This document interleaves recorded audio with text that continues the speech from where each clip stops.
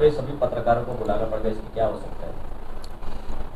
देखिए, आज सबसे पहले मैं यहाँ पे आए हुए सभी पत्रकार बंधुओं को हमारे तरफ से नमस्कार, और जो नहीं आए हैं उनको भी नमस्कार, और जो हमारे साथ में जुड़े हुए हैं सबको, जो हमारे साथ में जो अब से लेके साल भर से जुड़े हुए हैं, उन सबको हम अपने तहे दिल से धन्यवाद करता हूँ। तो आज के जो टॉपिक है, आज का जो पत्रकार परिषद रखने का, आप सबको बुलाने का, वो विषय ये है, 2023 का मामला तो आप सब लोगों ने देखा है, वो बताने की ज़रूरत नहीं है, गटर नाले की सफाई को लेकर। तो 2024 में भी महानगर पालिका ने पूरे शहर में सफाई करने के लिए तीन ठेकेदारों को टेंडर दिया, जिसमें एक सुशील लक्ष्मण गायकवाड़, इनको 1 नंबर प्रभाग, 2 नंबर प्रभाग और इसके बाद मेन रोड का ठेका दिया गया, यानी 3 टेंडर सुशील को दिया गया। और 3 नंबर प्रभाग का बुबेरे कंस्ट्रक्शन को दिया गया। 4 और 5 का जो ठेका है वो चंद्रिका कंपनी को दिया गया। तो मेरा कहने का मतलब ये है कि जो महानगर पालिका ने जो समय सीमा इन लोगों को दिया था शहर में गटर नाले की सफाई को लेकर के, जो समय सीमा दिया था वो 20 तारीख को, 20 जून को ख़त्म हो गया। तो मैंने 21 तारीख को ये लेटर दिया।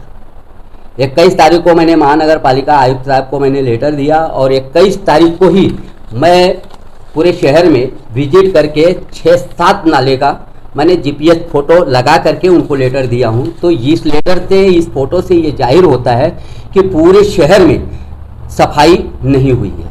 तो मेरा ये मांग है इस लेटर के माध्यम से आयुक्त साहब से कि इसमें जो लापरवाही हुई है ठेकेदारों के द्वारा, ठेकेदारों को का बिल पूरी तरह से ब्लॉक किया जाए, उनकी रोक दी जाए।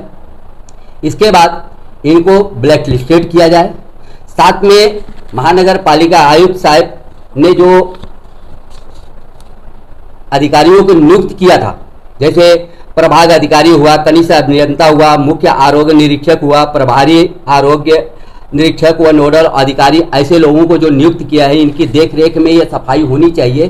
तो ये लोग एसी में बैठे थे और ठेकेदार मनमानी घरजानी अपनी मर्जी से लोगों ने सफाई किया। तो ये लोगों ने अपनी गैर जिम्मेदाराना तरीके से ये लोगों ने जिम्मेदारी अपनी नहीं निभाया, तो इनके ऊपर भी कायदेशीर कार्रवाई होनी चाहिए।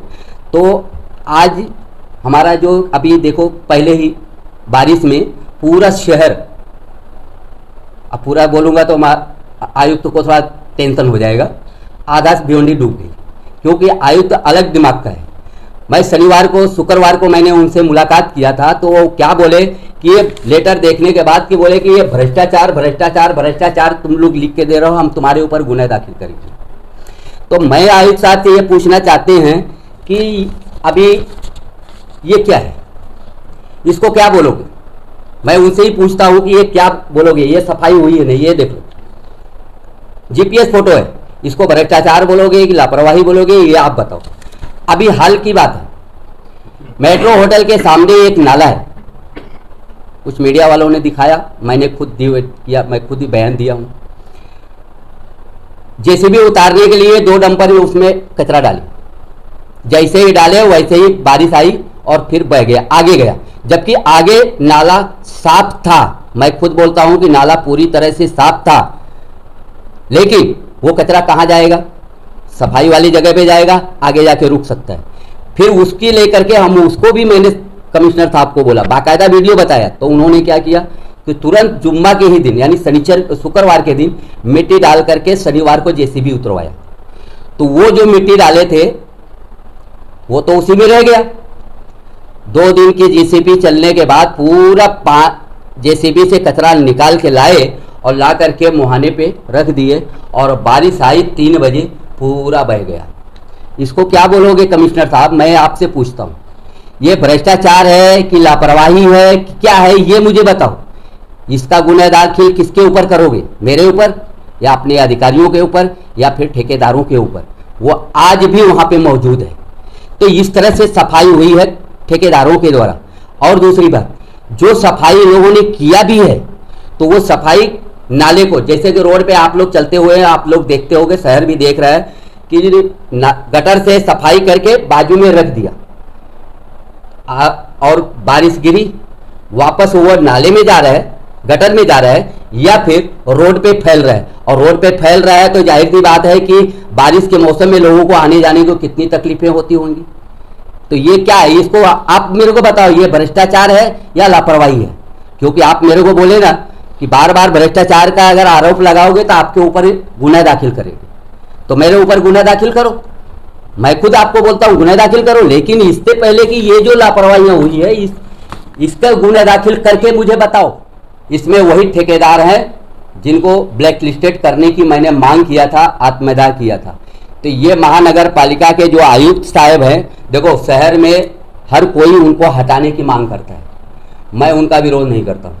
मैं चाहता हूँ कि आयुक्त अजय साहब भिवंडी में रहें और अच्छा काम करें, मैं उनका विरोध नहीं कर रहा हूँ, लेकिन जो जनता के हित में है। रात को 2 बजे आयुक्त साहब आपको मैसेज करते हैं मगर मसले का हल नहीं करते ना। हाँ, तो इसीलिए मैं बोल रहा हूँ कि मसले का हल, मैं इसीलिए बोल रहा हूँ कि वो कार्रवाई करे, मैं जनता के हित में काम करें, मुझे उनका विरोध नहीं करना है। साहब एक बात बताइए कि पिछले साल जो आपने आंदोलन किया था तो उसका अब तक कोई नतीजा नहीं निकला, अभी तक नहीं निकला, और उसके बाद में अब वापिस से आप वही चीजों को लेके आप वापिस खड़े हो गए। हाँ, तो वापिस आपको क्या लग रहा है कि ये जो चल रहा है तो इसका अंत कहाँ आएगा? देखो, इसका अंत तो मुझे भी नहीं अभी बता सकता हूँ मैं, लेकिन मैं आपको एक चीज बता दूं कि ये मेरे को ये शौक नहीं थी। मैंने आयुक्त साहब से डायरेक्टली मैं डायरेक्टली मुलाकात किया था, तो मैंने उनसे हाथ जोड़ के मैंने विनती किया था, आयुक्त साहब मुझे आंदोलन करने का शौक नहीं, आत्मदाह करने की शौक नहीं है, गटर नाले में उतरने का शौक नहीं है, आप शहर के हित में अच्छा काम करो, साफ सफाई करो, मुझे ये काम करने की नौबत न आए। लेकिन ये लेटर 21 तारीख को देने के बाद 20 तारीख को जो इनका समय सीमा समाप्त हो गई, तो जाहिर सी बात है कि अब सफाई नहीं होने वाली है। तो मैंने 21 तारीख को जीपीएस फोटो के साथ में जो लेटर दिया हूं, इससे साफ जाहिर होता है कि महानगर पालिका आयुक्त साहब हमारी बात को, हम जो निवेदन किया था उसको नजरअंदाज किए हैं। और मुझे अब लगता है कि मुझे आंदोलन या गटर नाले में उतरने पड़ेगा। आप कोर्ट क्यों नहीं जाते? आप आंदोलन के ऊपर और आयुक्त के ऊपर ही क्यों रुक जाते? जब आप कोर्ट क्यों नहीं जाते हो? आप इसके ऊपर केस फाइल क्यों नहीं करते हो? जब आपको मालूम है कि साफ भ्रष्टाचार हो रहा है, मैं अभी तो कुछ दिन आपको उसमें इंसाफ नहीं, भ्रष्टाचार इसमें है, बात सही है, आपका मशवरा भी ठीक है, और भी लोग भी मुझे बोलते हैं कि पाल जी तुम कोर्ट जाओ।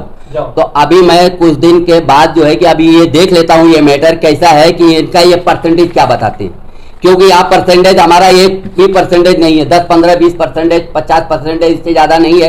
अब ये परसेंटेज क्या देते हैं, वो परसेंटेज के ऊपर मैं आगे ये पूरा पिछले साल का लेकर के इस साल का लेकर के मैं कोर्ट जाऊंगा, लेकिन मैं पहले ही शहर को और महानगर पालिका, और मैं इतना दूर तक मैं नहीं जा सकता, ये मुझे भी पता है, उनको भी पता है कि नहीं जा सकता, लेकिन मैं जो भी कुछ कर रहा हूँ जनता के सहयोग से कर रहा हूँ, और मैं कोर्ट में जाने के लिए मैं जनता से सहयोग मांगूंगा, और अगर मुझे जनता का सहयोग मिला तो ये मैटर को लेकर के मैं हाई कोर्ट जाऊंगा।